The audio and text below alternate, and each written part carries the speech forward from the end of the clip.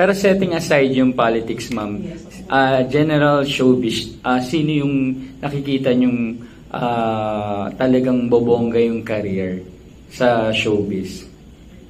Alam mo, sa totoo lang, you watch out for the pairs ngayon. Yes. Yung mga pares-pares. Opo.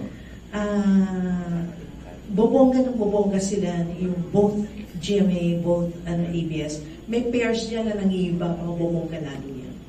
Yun. Lalo po ngayon, merong may parating na movie. Ayan. Ang Katrina at saka Alden. Yes. Ano pong nakikita nyo sa... Ayan.